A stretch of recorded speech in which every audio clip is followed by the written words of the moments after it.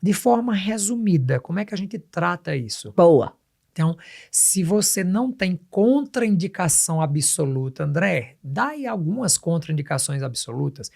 História pessoal. Você teve câncer de mama, não importa se sua mãe, sua avó, sua tia, irmã, a vizinha. Isso, quando você tem parente de primeiro grau, aumenta seu risco genético.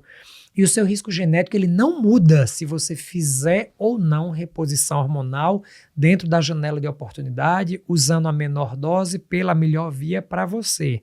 Então, essa informação ela é muito importante. O risco genético ele vai ser mantido. Então, se você teve história pessoal de câncer de mama, história pessoal de câncer de endométrio, se você tem porfiria, uma alteração de doença no sangue, se você tem lúpus, se você tem meningioma, que é um tumor cerebral, se você tem insuficiência hepática, insuficiência renal, ou doença cardiovascular descompensada, essas são contraindicações absolutas, ou seja, não pode e não deve fazer reposição hormonal. Tá. Existe uma outra série de contraindicações relativas. Ah, André, eu fumo 2 cigarros por dia. Idealmente, você não deve fazer reposição hormonal, porque o risco é maior do que o benefício, mas não é uma contraindicação absoluta. Eu bebo. Por isso que diz que quem fuma e toma anticoncepcional tem mais Péssimo. risco de trombose. Isso. Porque vocês acham que não? Ah, mas quando eu ficar velha, eu não vou fazer reposição hormonal. E passou a vida inteira tomando anticoncepcional, isso. tomando pílula. Deixa eu te falar. Anticoncepcional é hormônio. Uhum. Você já faz reposição hormonal, só que não te contaram. A gente tá te contando. Então não é porque você chegou na menopausa que, tomei pílula a vida inteira. Agora tô na menopausa, eu não vou fazer reposição porque dá câncer. Amada, você passou 20 anos tomando e fazendo reposição hormonal, linda. Entendeu? É tanto que o risco de câncer de mama, ele tem correlação com quantidade de anos que você utilizou pílulas de progestina, pílulas de anticoncepcional com progesterona sintética. Tem trabalhos na Cancer Research mostrando que existe um risco relativo, mas foca nessa informação aqui, ó. O que é risco relativo? Quando você vai ler um trabalho científico, ele diz, o risco relativo de você ter câncer de mama fazendo terapia hormonal é 1,26%. Vou traduzir isso para você, o que é que isso quer dizer. Risco relativo é assim, ó. Imagina que eu e Kátia saímos para jantar. Eu tomei uma garrafa de vinho, Kátia tomou só água mineral. Ela pegou o carro dela para ir para casa dela e eu peguei o meu para ir para minha casa. Quem tem mais risco de bater o carro? Eu que tomei uma garrafa de vinho ou Kátia que não tomou? Eu tenho um risco aumentado. Ele. Quer dizer que eu vou bater o carro indo para casa? Não necessariamente. Quer dizer que Kátia, que não bebeu, não vai bater o carro? Também não. Então, quando a gente fala sobre risco relativo, é uma chance, não é uma sentença. E aí, se eu trouxer isso para números, de cada 100 mulheres que estão na menopausa sem reposição hormonal, 2 vão ter câncer de mama, porque o câncer de mama ele é multifatorial. A privação de sono, a obesidade, o sedentarismo, o alcoolismo, o tabagismo, as exposições ambientais, as toxinas, a alimentação, isso tudo impacta no risco de câncer de mama. Então, de cada 100, 2 irão ter por N fatores. E de cada 100 reposição hormonal. E de cada 100 mulheres fazendo reposição hormonal com hormônio sintético, que talvez nem seja a melhor opção para determinados tipos de pacientes, 3 terão. Então, 1,26 é um aumento de 1 caso para cada 100, comparando quem não usa e quem não usa. Eu também concordo com você. Você deve estar pensando, André, mas um caso é um caso de câncer. Concordo com você.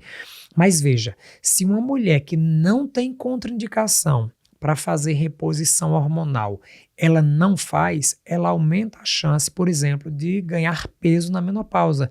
E a obesidade é um fator de risco para câncer de mama. Ela diminui a chance dela não ser sedentária, porque sem hormônio você tem mais indisposição, mais adinamia. Quem não faz atividade física aumenta o risco de câncer de mama. Por isso que eu comecei a malhar. É isso aí, o Derribou se viu para isso. Para isso, eu começar a malhar. Quem faz atividade física, então assim, ó, a terapia hormonal eu acho uma estratégia incrível para que as pacientes que estão sem qualidade de vida e não apresentam contraindicação, procure o seu médico, faça um acompanhamento, faça a sua mamografia, ultrassom transvaginal, os seus exames laboratoriais, a sua avaliação clínica e sim, se fizer sentido para você, faça a sua reposição. Mas te recomendo a não ficar vivendo nos mitos e tabus de quem congelou o conhecimento médico em 2002, quando dizia que o hormônio dava câncer, porque ali era hormônio de égua. Premarin nem tem mais no Brasil para ser comercializado. Pronto. Olha, gente, se não é uma aula, se não é muito conhecimento... É muita DR boa aqui, viu? É muita DR boa. Então, aí tem a parte do tratamento que você... E eu já estou fazendo aí, é óbvio que eu não sou boa, porque eu tô com a janela arregaçada, que assim, já falei para vocês. A parte da terapia hormonal, como que é essa terapia? Porque, por exemplo, eu uso de uma via. Você passa para mim uma via...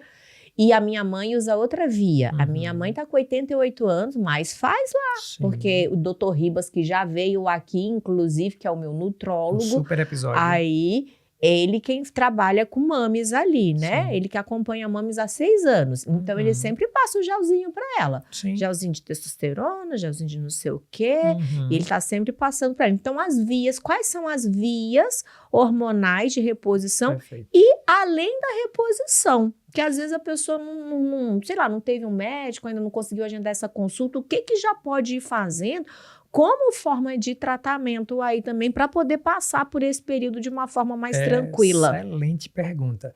Então, primeiro que reposição é o ato ou efeito de devolver algo que existia e não existe mais. André, por que você está trazendo essa conceituação do OAS, do Aurélio? Porque muitas pessoas fazem substituição hormonal. Dá uma coisa que o seu corpo não tem. E na menopausa, o que o corpo precisa é devolver o que não está sendo produzido. Então, a reposição hormonal é feita, no geral, com progesterona, estradiol e testosterona. Esses são os 3 principais hormônios repostos. Às vezes, apenas um deles, às vezes a combinação de 2, às vezes os 3. Então, no geral, a gente vai avaliar qual é a queixa da paciente e qual o benefício que aquele hormônio, naquele momento da vida, vai precisar para cada mulher. Porque, por exemplo, na transição para a menopausa, muitas vezes o que falta é só progesterona. Então, não precisa estar repondo estrogênio, porque o corpo ainda produz na transição. Por isso que você está menstruando e ovulando todos os meses. Então, no seu caso, vamos pensar, vamos repor só progesterona, porque está com irregularidade menstrual. Não é o caso de Kátia. Então, menstruo um mês, passo 3 sem vir, menstruo um mês, vem uma hemorragia, às vezes reposição de progesterona. Depois, o segundo hormônio que começa a cair é o estradiol. Então, aí começam os calorões e aqueles sintomas mais comuns. Então, às vezes a gente faz reposição de progesterona, depois estrogênio. André, minha libido tá ruim, disposição não tá boa, o desejo de começar a relação, o desejo sexual tá hipoativo, tá preguiçoso, reposição de testosterona funciona muito bem. As vias. Cada hormônio tem algumas particularidades em relação à via. O estradiol, ele pode ser prescrito na forma de creme vaginal, para quem tem só atrofia vaginal e, por exemplo, tem contraindicação. Tive câncer de mama, não posso usar reposição para o corpo inteiro, mas a vagina está muito seca, estrogênio vaginal é uma opção até para quem teve câncer de mama. Então, o estrogênio pode ser pela via vaginal, podem ser na forma dos géis transdérmicos, pode ser na via dos implantes hormonais. Então, tem várias opções que a gente pode utilizar.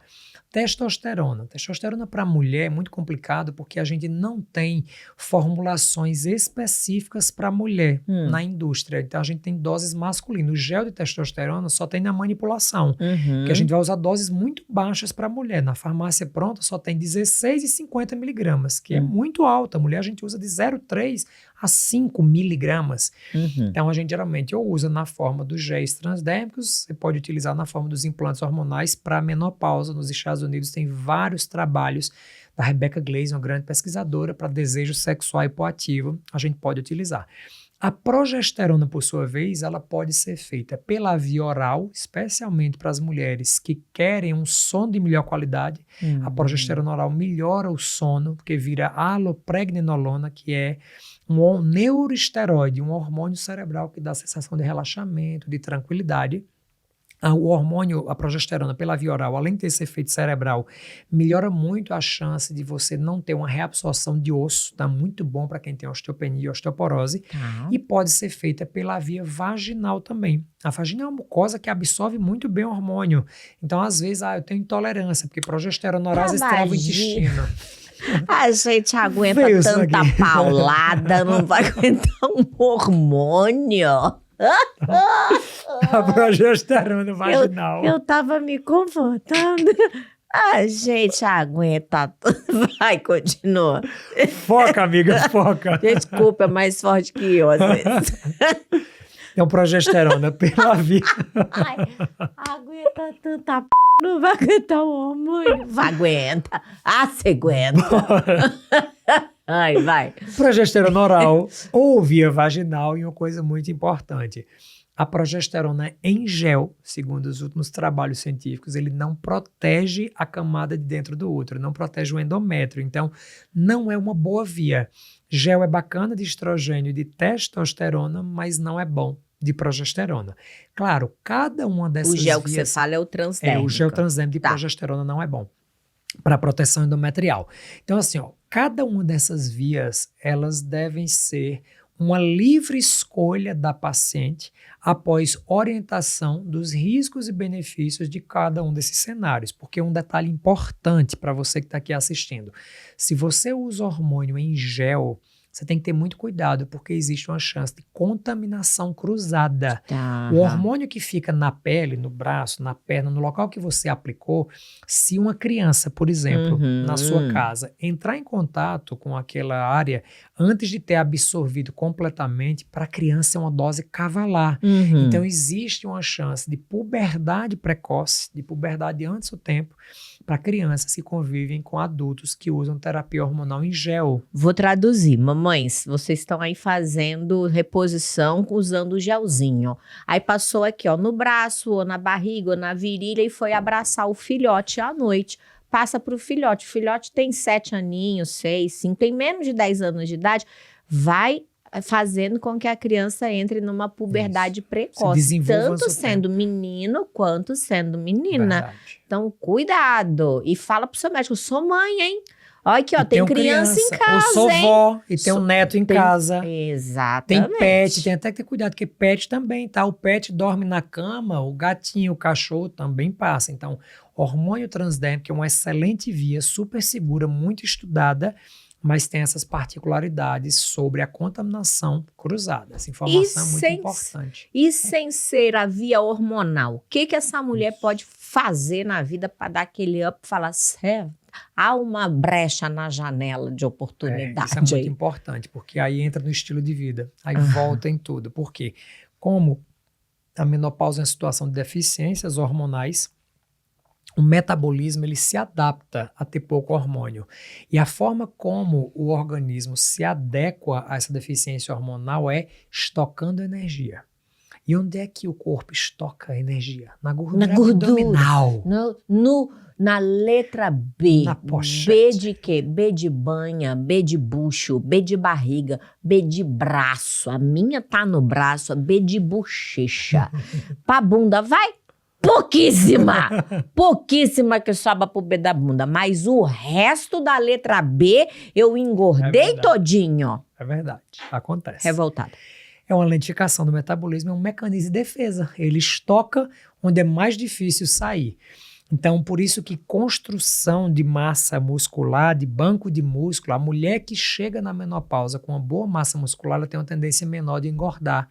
As mulheres que foram sedentárias ao longo da vida inteira têm uma tendência natural a acumular mais gordura abdominal. Sabia, paciente querida? Sabia! Aí ontem tá pregado no meu corpo. Vou contar a nossa história. Kátia, mas André, faz 47 dias que eu estou malhando.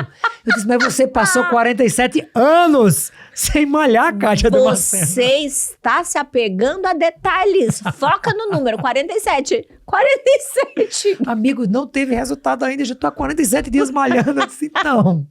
Então, construção gente, de bom banco de músculo, construção de massa muscular, fazer atividade física, gerenciar estresse, tentar dormir cedo, porque a mulher que dorme, inicia o sono por volta das 10 horas. 10 horas. Maria, cedo 22 mesmo. horas. A mulher que inicia o sono por volta das 22 horas e não desperta até as 5 da manhã, tem uma chance de produzir cortisol, testosterona e GH. Então, são os hormônios que fazem a regulação e fazem com que ela tenha uma capacidade de desempenho no dia seguinte melhor, tanto físico quanto mental. A privação de sono a longo prazo tende a engordar, porque altera a capacidade que o corpo tem de ajustar esse metabolismo basal. Então, privação de sono engorda. Tô Então, sabendo. dormir bem. Tô sabendo, é ótimo. Então, dormir Tô bem, sabendo. construir boa massa muscular. Às vezes, consumir alimentos que sejam ricos em fitoestrogênio. Então, a linhaça, a amora, que tem ação Olha. nos receptores hormonais, pode diminuir os seus sintomas antes de você fazer uma adequação para iniciar a sua terapia Taca hormonal. linhaça em tudo, minha Linhaça filha. dourada ajuda bem. Vai, taca numa mão, que aí você Sim. já faz esse troço aí que ele falou agora e caga, entendeu? Tem o benefício Ah, de melhorar melhora a o intestino aí. Olha que coisa boa.